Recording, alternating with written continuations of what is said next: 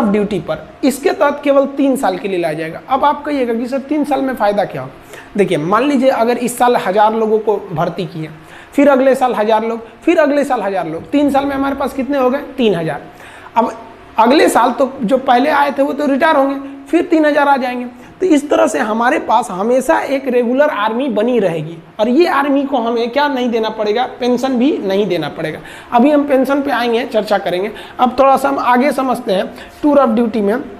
ध्यान से समझिए, इस टूर ऑफ ड्यूटी के बारे में समझिए। ये एक तरह का इंटर्नशिप है। इंटर्नशिप क्या होता है कि आपको किसी खास काम के लिए और खास फिक्स समय के लिए जब बुलाया जाता है तो उसे इंटर्नशिप कहते हैं। इससे सेना हमेशा जवान रहेगी, यंग रहेगी। जैसे मान लिया कि हमने 1 साल के लिए 1 लाख लोगों को किस में भर्ती किया? टूर ऑफ ड्यूटी में। इस साल भर्ती किया, फिर अगले साल 1 लाख को भर्ती कर लेंगे, फिर अगले साल 1 लाख को कर लेंगे, यानी 3 लाख हमारे पास आ गए सब। फिर अगले साल इधर 1 लाख को रिटायर करेंगे तो फिर 1 लाख को भर्ती भी तो कर लेंगे।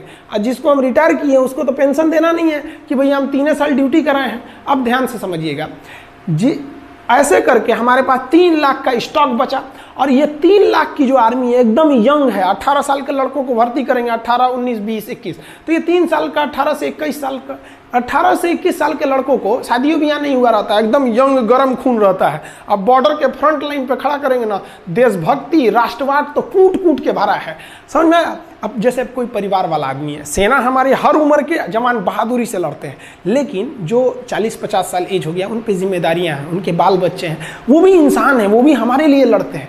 तो एक उनके ऊपर जिम्मेदारी है। एक जो नया नया छोड़ा जाता है, इसमें कोई जिम्मेदारी नहीं, ना आगे ना पीछे पगा, गोली चलाया रे तुम हम पे, एगो चलाएगा हमसे चुरा बम मार देंगे यहाँ पे।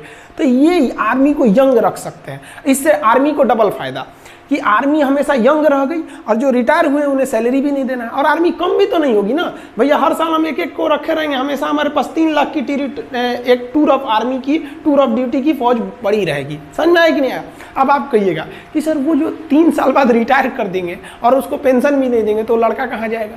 तो देखिए भैया, इसमें सेना विचार कर रही है कि हम इस तरह से एंट्री कराएंगे कि जैसे कोई लड़का ग्रेजुएट हो गया है, तब आओ भैया 3 साल ड्यूटी करो और जाओ। और सरकार एक नियम बना देगी कि कोई भी एसएससी, रेलवे, बैंक वगैरह वो इन लड़कों को आरक्षण दे जो मतलब आर्मी की ट्रेनिंग कर ली है। क्यों? क्योंकि इनके अंदर एक डिसिप्लिन आज होती है। आपका बढ़िया बढ़िया ब्रांड, जो हज़ारों रुपए के आप जो ब्रांड पहनते हैं ना, उस ब्रांड की कोई कीमत नहीं है अगर आपके बगल में कोई बंदा वर्दी पहन के इंडियन आर्मी का उस पर लोगो बना हो, पहन के खड़ा हो जाए तो सारा आपका ब्रांड बर्बाद हो गया उस आर्मी के वर्दी के बाद। तो एक वर्दी भी मिलेगी, रैंक भी मिलेगी, सैलरी भी मिलेगी। क्या नहीं मिलेगा? तो भैया पेंशन नहीं मिलेगी। सारा बवाल तो पेंशनें कम करने के लिए हो रहा है, समझ में आया कि नहीं? तो पेंशन नहीं मिलेगा आपको। क्यों पेंशन नहीं मिलेगा?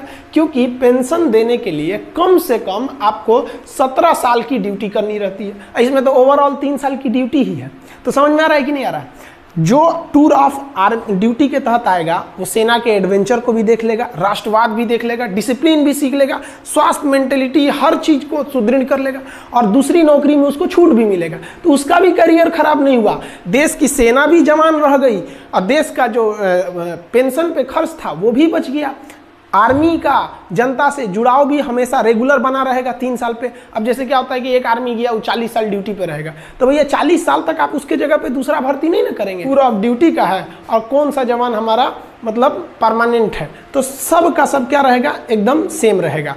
आप समझ में आ गया आप लोग को कि ये टूर ऑफ ड्यूटी मेनली किसके लिए किया जा रहा है कि भैया हम अपने पेंशन पे हो रहे खर्च को कंट्रोल कर सके और अपनी सेना को मॉडर्न टेक्नोलॉजी दे सके। जैसे हमारे सैनिकों का बैलिस्टिक हेलमेट नहीं रहता है, इंफ्रारेड रिकॉग्नाइजर नहीं रहता है, अभी भी हम लोग इंसास राइफल लेके चल रहे हैं लोग। तो ये सब चीज़ें, आर्मी की जो बूट होती है वो काफ़ी हैवी होती है, वजन में बहुत भारी होता है। अभी कई ऐसे बूट आ गए हैं आर्मी के पास, जैसे अमेरिकन सोल्जर का देखिएगा तो बूट बहुत मजबूत रहता है, जूता, और भारी नहीं रहता है। हमारे सैनिकों का बूट मजबूत है लेकिन